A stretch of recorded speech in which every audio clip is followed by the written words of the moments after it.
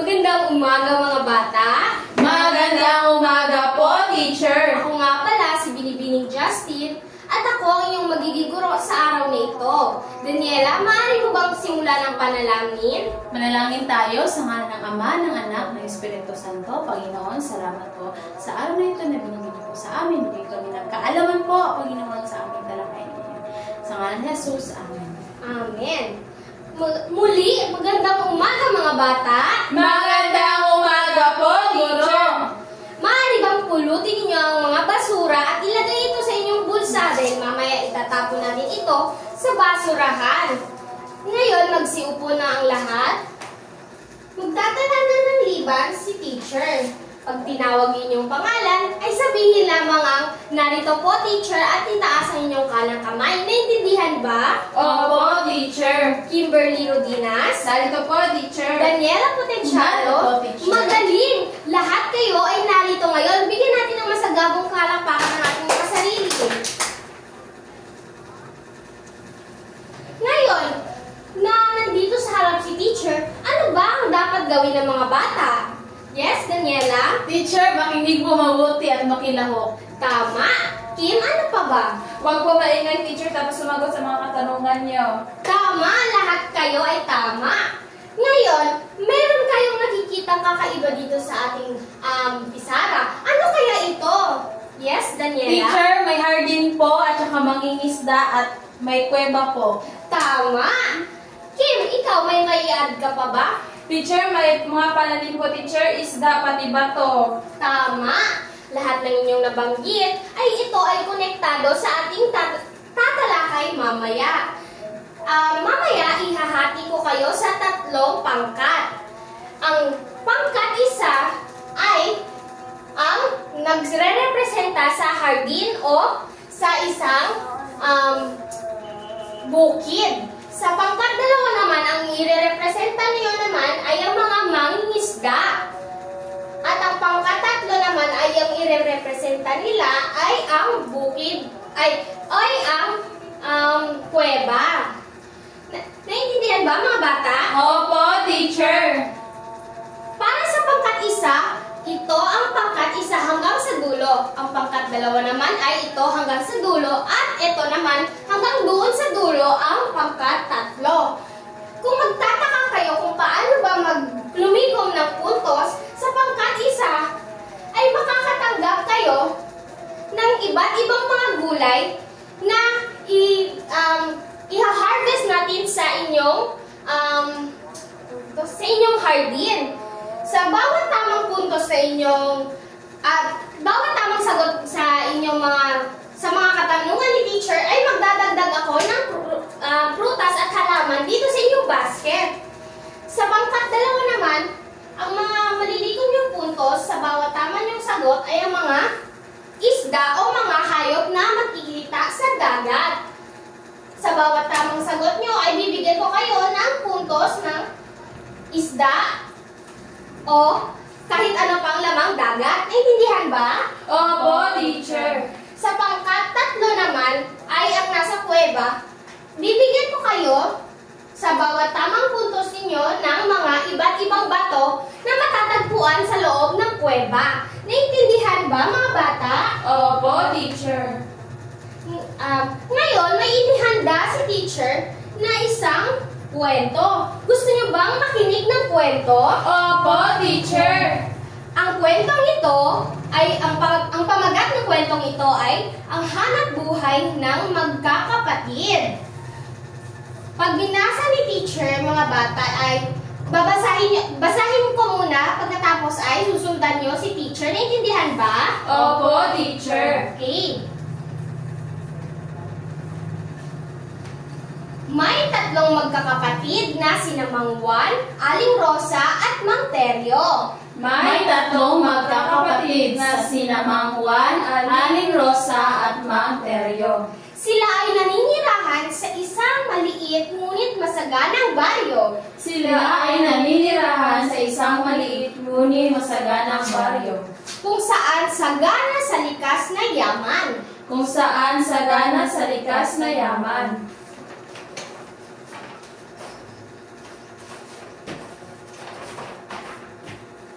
Si Mang Juan ang panganay. Si Mang Juan ang panganay. Si Mang Juan ay ang panganay. Araw-araw siyang pumupunta sa bundok upang magtrabaho. Araw-araw siya pumunta sa bundok upang magtrabaho. Sa minahan, gamit ang helmet at kagamitan, maingat siyang nanguhuhukay ng lupa. Sa minahan, gamit ang helmet at kagamitan, maingat siyang naghuhukay sa lupa. Para makakuha ng ginto, tanso, at minsan pa nga'y diamante. Para makakuha ng ito, tanso, at minsan pa may diamante.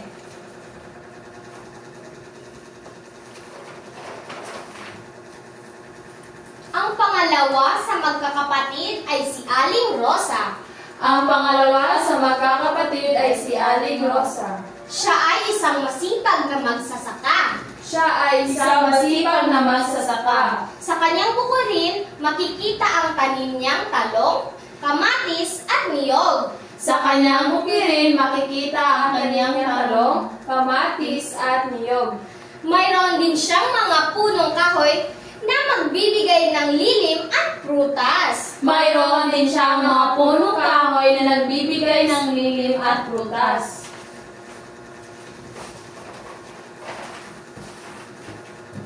At ang bunso sa magkakapatid ay si Mang Teryo. At ang bunso sa magkakapatid ay si Mang Teryo.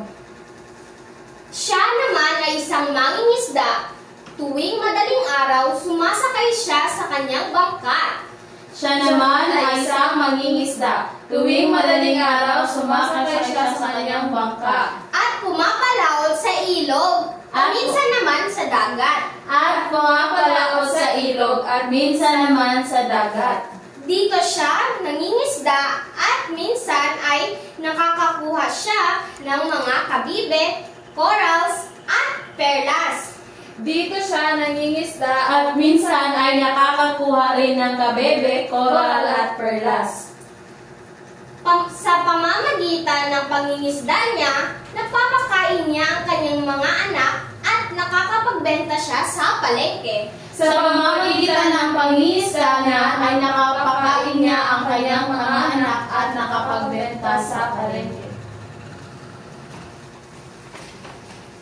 At kahit iba-iba ang kanilang hanap buhay, nagkakaisa ang tatlong magkakapatid sa iisang layunin. At kahit iba-iba ang kanilang hanap buhay, nagkakaisa ang tatlong magkakapatid sa iisang layunin.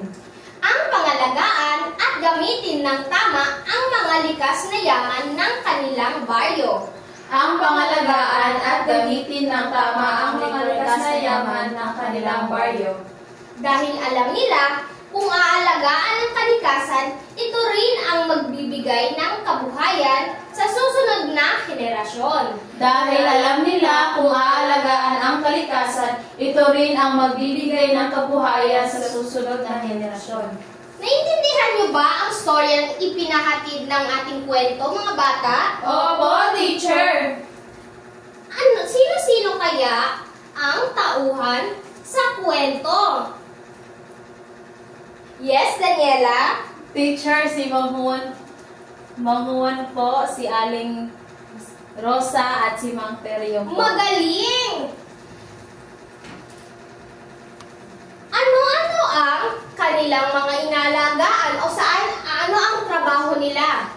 Yes, Kim? Teacher, minero po, magsasaka pati mangingisda. Magaling! Ngayon, maaari niyo bang sabihin kung ano ang isang layunin ng magkakapatid sa kanilang hanap buhay? Yes, Daniela? Teacher, ang isa pong layunin na sa magkakapatid, kahit may iba-iba po silang trabaho, ay pangalagaan po ang lamang ligtas. Tama! Ngayon, alam niyo na ba kung ano ang ating itatalakay sa araw na ito? Hindi po, teacher. Sige. Ang itatalakay natin sa araw na ito ay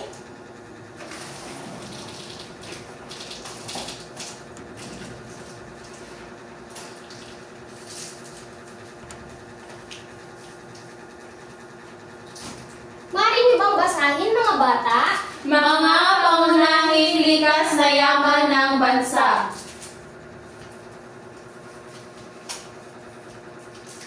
Ang tatalakayin natin ay mga pangunahing likas na yaman ng bansa. May ideya ba kayo mga bata kung ano-ano ang mga likas na yaman ng bansa? Yes, Kim? Teacher, yamang dagat, teacher. Tama! Isa sa ang yamang dagat sa mga likas yaman ng ating bansa.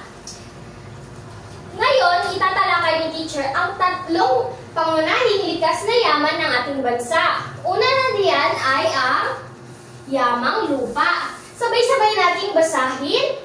Yamang lupa, mga bagay na nakukuha natin mula sa mga anyong lupa. Bundok, kapatagan, burol, bulubundukin, bulkan, talapas at iba pa.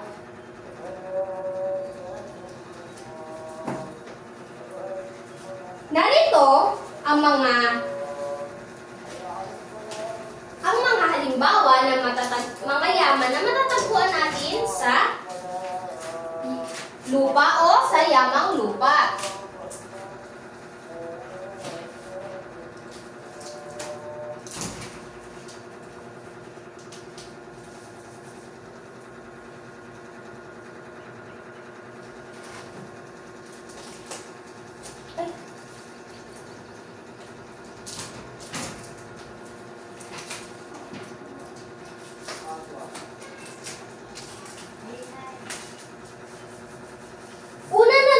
Ay itong mga puno. Alam niyo ba kung anong klaseng puno ito, mga bata? Opo, teacher. Ano yan, Kim? Teacher, niyog po. Tama, ang niyog ay isang halimbawa ng mga likas yaman na matatagpuan sa lupa. Narito pa, alam niyo ba kung ano ang bulaklak na ito, mga bata? Opo, teacher. Ano ito? Sunflower po, teacher. Tama, isa rin ang sunflower na mga yaman na matatagpuan natin sa lupa. At ang Mais. ito pa, ito ay mais. Ito ay isang pagkain na nakakain ng mga tao na matatagpuan din natin sa yamang lupa. Maaari ba kayong magbigay ng iba pang yamang lupa ng iba pang halimbawa na sa tingin nyo galing sa yamang lupa? Yes, Kim? Palay po, teacher. Tama! Ang palay ay isa ring yamang lupa. Dahil, alam niyo ba mga bata na itong mga pinakita kong larawan ay tumutubo lamang ito sa ilalim ng lupa. So pag walang lupa mga bata, wala tayong mga bulaklak na magaganda, wala tayong mga puno na magbibigay lilim at prutas sa atin, at wala tayong makakain tulad ng palay at mais na ito kung wala tayong lupa. Sa tingin niyo, importante ba ang lupa, mga bata?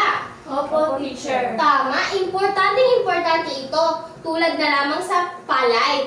Kung walang lupa na tataniman ng palay, wala tayong makakain, mga bata. Naunawaan ba kung ano ang yamang lupa? Opo, teacher. Dumako naman tayo sa yamang tubig. Maaari bang basahin, mga bata? Yamang tubig, mga bagay na nakuha natin mula sa mga anyong tubig, dagat, ilog, lawa, talon, at iba pa. Narito naman, mga bata, ang mga halimbawa ng mga yaman na makukuha natin sa yamang tubig o sa ilalim ng tubig.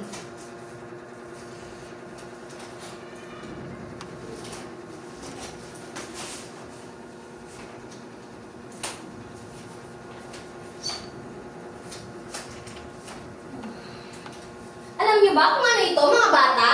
Opo, teacher. Ano ito? Yes, Daniela? Ayan po, teacher, ang halaman po sa karagatan na tinatawag na coral reefs. Tama, Daniela. Ito ay ang coral reefs o ang mga tirahan ng mga isda. Ito, ano kaya ito? Teacher, Yes, iba't Ian? ibang isda po, teacher. Tama.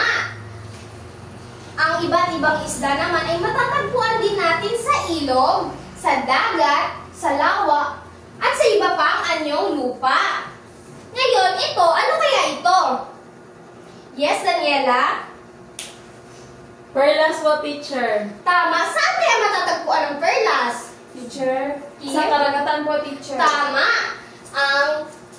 Ang perlas, ang mga perlas ay matatagpuan natin sa karagatan. May alam pa ba kayong mga bata na iba pang halimbawa ng mga yamang makikita natin sa ilalim ng tubig? Opo, teacher. Yes, Daniela? Mga alimango po, teacher, mga hipon, at saka yung mga shark, dolphin po, teacher. Tama! Napakagaling ni Daniela. Lahat ng kanyang nabanggit ay mga yamang makikita lamang natin sa ilalim ng, nakikita lamang natin sa ilalim ng dagat. Tulad ng shark, ng alimango. Ang alimango pala, mga bata, magtatagpuan din natin ito sa lupa, pero bale dalawa ang kanilang tirahan. Meron sila sa lupa at meron din sila sa tubig. Naintindihan ba? Opo, teacher. Ngayon, mga bata, pag nawala ang mga yamang tubig na ito, ano kaya ang mangyayari sa atin, Daniela? Teacher, kung mawala po ang yamang tubig, teacher, mamamatay po yung mga hayop po na nakatira po sa ilalim ng dagat. At wala na po tayo makain at wala din po tayo maiinom na tubig, teacher. Tama, Daniela. Lahat ng sinabi niya ay tama. So, paano kaya natin ito pahahalagahan? Teacher. Yes? Huwag po tayo magtapon ng mga basura, teacher, kasi maaari po ito makasira. Tama.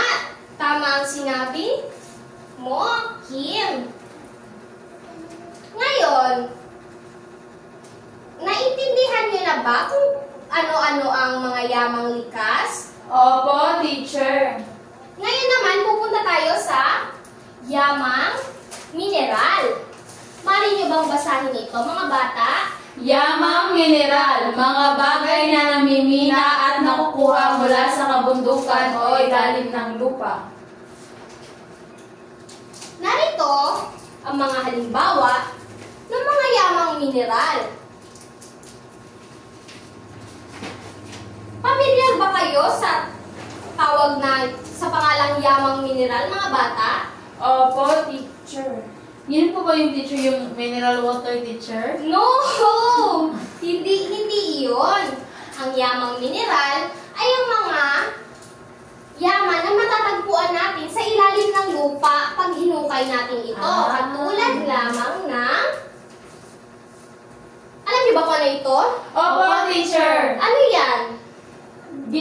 Yes, Daniela? Ginto po, teacher. Tama, yan ay ginto. Ang ginto ay makikita to natin, matatagpuan to natin pag naghukay tayo sa ilalim ng lupa. Ito, alam niyo ba kung ano ito? Teacher? Yes, So po, teacher. tama, yan ay tanso. Isa din yan sa mga yaman na makukuha natin, na matatagpuan natin sa ilalim ng lupa. Ito, alam niyo ba kung ano ito? Teacher. Kim? Teacher, diamante po. Tama. Yan ay diamante. Isa yan sa mga pinakamahal na bato na matatagpuan sa ilalim ng lupa. Kaya mahal yan dahil bihira lang din yan makita natin pag nagmimina ang isang tao. May alam pa ba kayong mga halimbawa pa ng ibang yamang mineral? Wala na. So, si teacher na magbibigay. Alam nyo ba na ang uling ay isang yamang mineral din? Hindi po, teacher. Ang uling din ay isang yamang mineral din na matatagpuan din natin sa mga sa ilalim ng lupa. Pero hindi lang din iyon ang hindi lang din doon gawa ang uling. Maaari din tayong kumuha ng uling sa yamang lupa na Kahoy. Sa niyog po, teacher. sa niyog. Tama. Ngayon, mga bata, para pangalagaan ang mga likas na yaman na ito, naghanda ako ng mga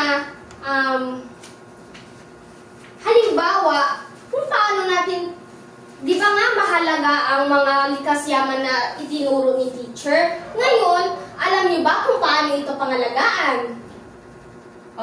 Hindi po, teacher. So, ngayon, may inihanda si teacher na mga paraan paano ito pangalagaan dahil pag nawala at naubos lahat ng ito, ay sino bang magiging kawawa? Diba? Ang mga tao, dahil lahat ng mga pinakita ko dito, ay ang mga tao ang gumagamit o nangangailangan. So, narito ang unang halimbawa ng paano natin pangalagaan ang yamang lupa. Ano ito mga bata?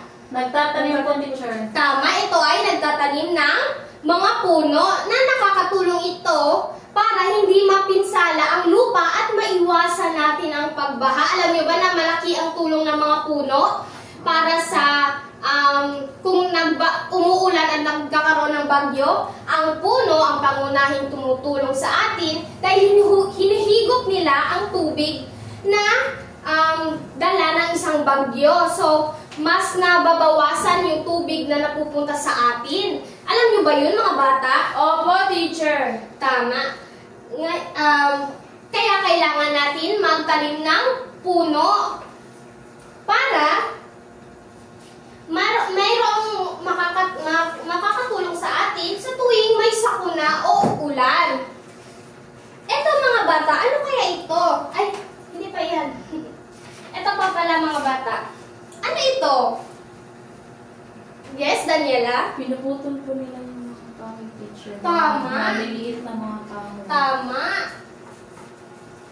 Kung kanina nagtatanim ng mga puno, ito naman ay iwasan natin ang mga iligal na pagtotroso dahil sinisira nito ang kalikasan at maaaring magdulot ng sakuna. Kung kanina, di ba, nagtatanim ng puno. So ito sila, iwasan din natin ang magputol ng masyadong madaming puno dahil pag naubos ang puno, wala na tayong gagamitin, wala na tayong magiging lilim, at wala na tayong magagamit sa mga bagay katulad ng, ano ba, saan ba gawa yung lamesa mga bata? Kahoy po, teacher. Tama, at ang kahoy ay galing sa puno, di ba? Itong hawak ni teacher, ano to? Putol-putol na kahoy, teacher. Hindi, ano to? Papel po. Papel. Alam niyo ba, ang papel ay gawa din sa puno? Opo, teacher. So, pag naubos ang puno mga bata, paano na lang tayo? Wala na tayong papel na gagamitin sa school, tama? Opo. Kaya, dapat iwasan natin ang iligal na pagtotroso o ang pagpuputol ng mga puno. Kung magpuputol man, kailangan ay magtanim tayo ulit. At ang panghuli ay ito. Alam niyo ba kung ano to? Yes, Daniela? Tingin ko po, teacher, nag-spray po sila sa mga halaman or binibigyan po nila ng abono or fertilizer po yung halaman. Yes, tama. So, gamitin ang tamang paraan ng pagsasaka.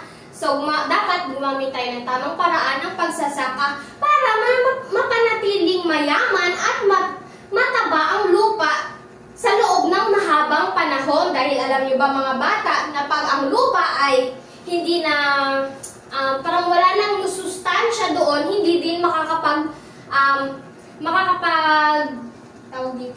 hindi din makakapagtanim tayo ng panibago. So kahit may lupa dyan, basta hindi ito magandang klase ng lupa, hindi din tayo makakapagtanim ng kahit anong halaman, prutas o gulay. Naintindihan ba? Opo, teacher. Kaya dapat iwasan natin yung paggamit ng mga chemical na makakasira sa ating lupa. Naintindihan ba? Opo, teacher. Ngayon naman, dumako tayo sa yamang tubig. Ano ito mga bata? Teacher. Daniel, Kim? Tatapon po sila ng basura, teacher. Tama? Tama ba ang magtapon ng basura sa tubig? Hindi po. Tama, hindi ito maganda. So, huwag magtapon ng basura sa tubig dahil nakakasira ito sa isda at iba pang lamang dagat dahil maaari itong makain ng mga isda. at maaari itong makaperwisyo sa mga hayop na naninirahan sa ilalim ng dagat, katulad lamang ng pagong. Ang mga pagong minsan dahil sa sobrang dami ng basura sa ilalim ng dagat, nakakain nila ito na nagsasanhi ng kanilang sakit o kamatayan. So, dapat huwag tayo magtapon ng basura, mga bata. Naintindihan ba? Opo, teacher. Pag may nakita kayong basura sa dagat, anong gagawin? Pulutin. Tama, pulutin.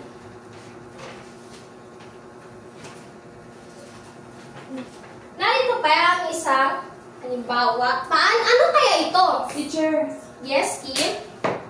nagtotropo sila ng dinamita, teacher. Tama, nagtatapon sila ng dinamita.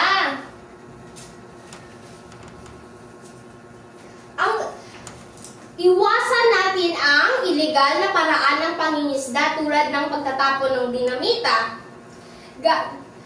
Dahil nakakasira ito sa buong tirahan ng mga hayop sa tubig. Alam nyo ba na pag itong dinamitang ito, para siyang bomba, at pag hinagis ito sa dagat, ipuputok ito. At ang masisira ang mga coral reefs gaya nito. So, pag nasira ito, paano na lang ang mga tahanan ng mga isda, di ba? Wala na silang tahanan pag nasira ang kanilang mga coral reefs. At ito ay hindi din maganda dahil pag pumutok ito, di ba, mamamatay ang mga isda. Paano na lang kung yung namatay na isda is nanay pala na nagbibigay ng madaming isda sa atin. So, dapat hindi natin gamitin ang illegal na pamamaraan ng pangingisda. Ito mga bata, alam niyo ba kung ano ito? Teacher. Yes? Mangroves po, teacher. Tama, ito ay mangroves. Dahil nga sa illegal dahil nga sa mga illegal na pangingisda, ang mga coral reefs natin ay mga nasisira. So, narito ang paraan na naisip ng mga tao. Magtatayo sila ng mangroves. Alam nyo ba, ang mangroves, ito ay mga tirahan din ng isda. So, kung nawala ang mga coral reefs, maaari sila ditong tumira. Pero, syempre, mas maganda pa rin kung hindi natin sisirain ang mga coral reefs, di ba? Pero itong mga mangroves na ito ay pwede itong tirahan ng mga isda. Naintindihan ba, mga bata? Opo, teacher. Ngayon naman, dumako tayo sa yamang mineral. Alam niyo ba kung ano ito? Hindi. Yes, Daniela? Ano po, teacher, dahil po sa kanilang pagwiwinap, teacher, parang naupon po yung po. Tama! Magaling! Naupo.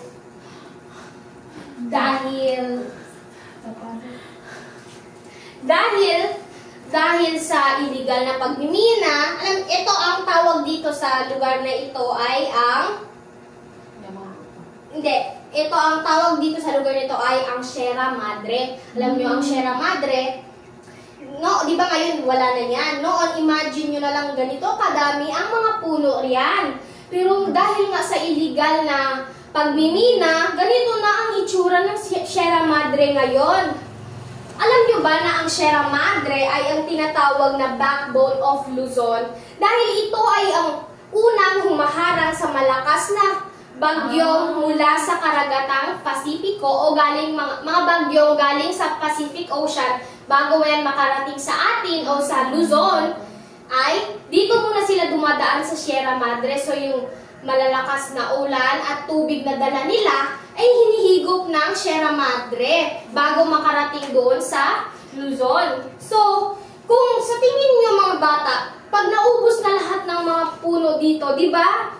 Paano na lang ang Luzon? Di mababahaan na sila doon dahil nga sa illegal na pagmimina. Di ba? Kaya dapat hindi natin abusuhin ang kalikasan. Dahil tingnan nyo naman, kawawa naman yung bundok ng Sierra Madre na kalbo na talaga siya. Ang laki-laki ng bahagi niya ang wala ng puno dahil sa pagmimina. So, dapat hindi din natin sobrahan ng pagmimina. Naintindihan ba? Opo, teacher. Ito mga bata, ito ay ano to? Metal. Tama. Mag-recycle ng mga metal at iba pang gamit para mabawasan ang pagkuha ng bagong mineral. So, dapat mag-recycle tayo ng mga ng mga metal at iba pang bagay para hindi na natin kailangan magmina pa. Kapag magre-recycle tayo ng metal at iba pang mga gamit tulad ng lata, bakal, tanso, at aluminum, hindi na kailangan kumuha ng panibago mula sa kalikasan at para makagawa ng mga bagong produkto. So, sa halip na itapon natin yung mga ginagamit nating mga bakal, mga lata, mga tanso, hindi ba dapat i-recycle na lang natin ito para hindi na tayo panay kuha sa bundok dahil nakakasira na ito ng ating mga kabundukan. Naintindihan ba? Opo, teacher. At narito ang huling paraan para hindi na hindi tayo makapag... Ano kaya ito mga bata?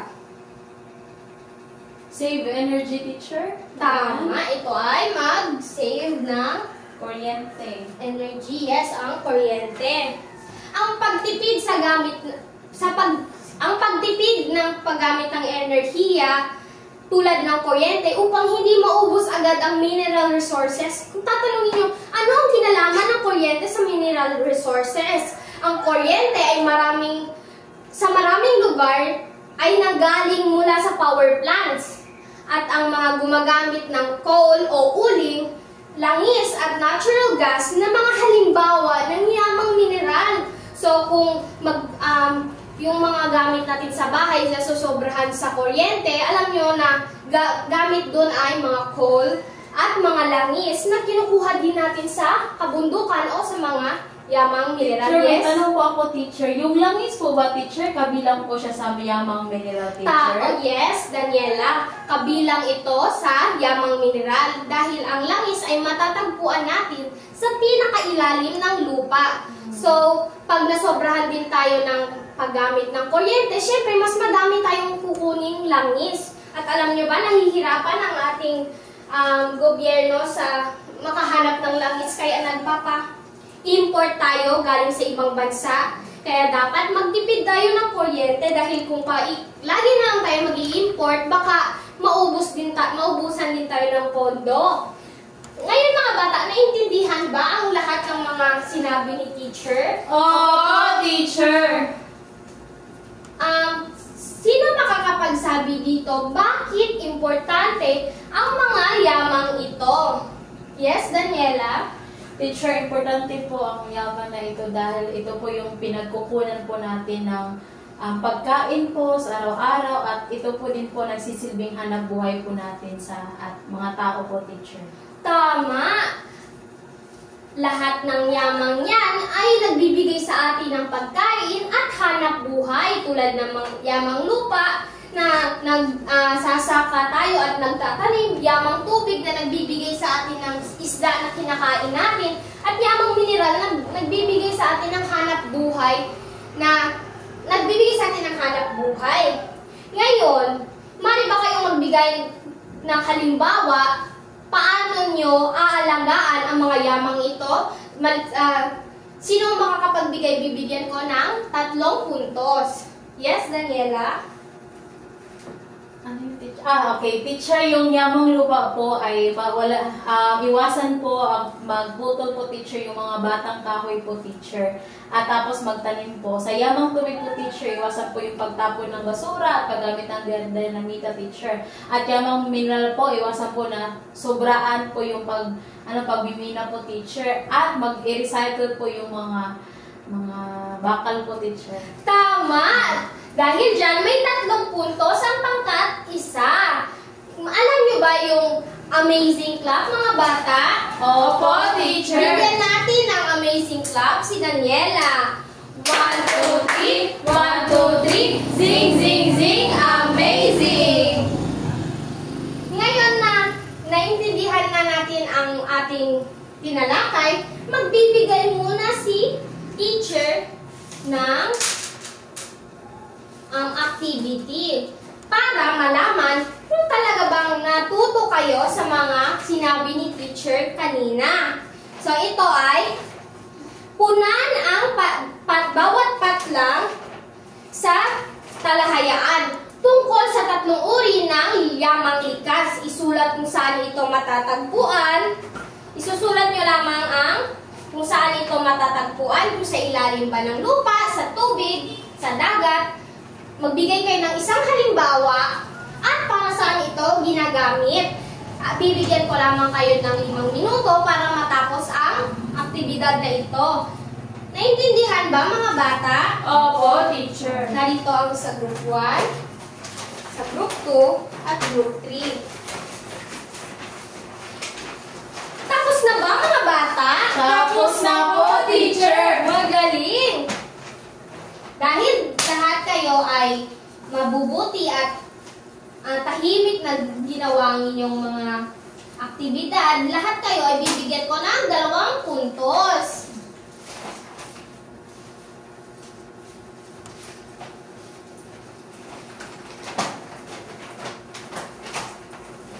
So bago tayo pumunta sa ating sa huli nating aktibidad, magtatanong lang ulit si teacher. Wait lang.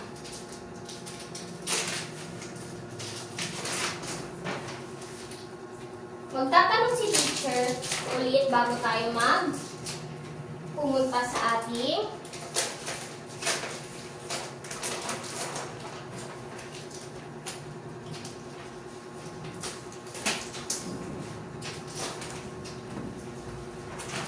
huling aktibidad.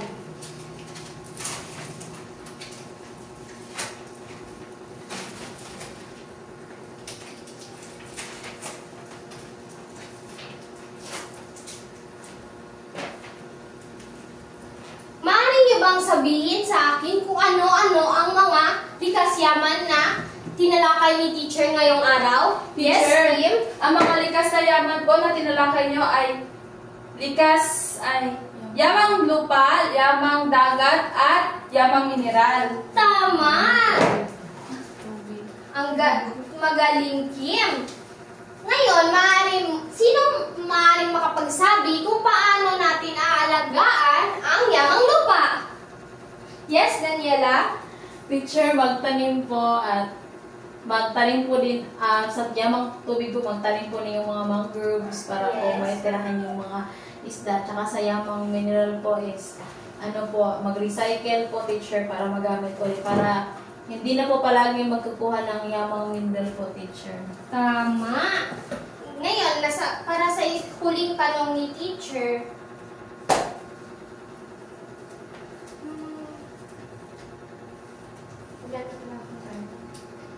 wala na palang tanong si teacher, mga bata. Ngayon, dadako na tayo sa ating aktibidad. Magbibigay si teacher ng mga papel at maggagawa kayo ng poster. Sa poster na iyon, i-drawing nyo kung paano nyo aalagaan ang mga yamang likas. So, kung sa pangkat 1 ay ang ibubuhit nyo, paano nyo aalagaan ang yamang lupa. Sa group 2 naman, ay paano nyo aalagaan ang yamang tubig. At ang pangkat 3 ay paano nyo aalagaan ang mga yamang mineral. Naintindihan ba? Opo, teacher. Bibigyan ko lamang kayo ng 5 minuto para matapos ang inyong gawain. Narito ang pangkat 1, pangkat 2, at pangkat 3. Tapos na ba mga bata? Opo, teacher. Dahil dyan, dadako na tayo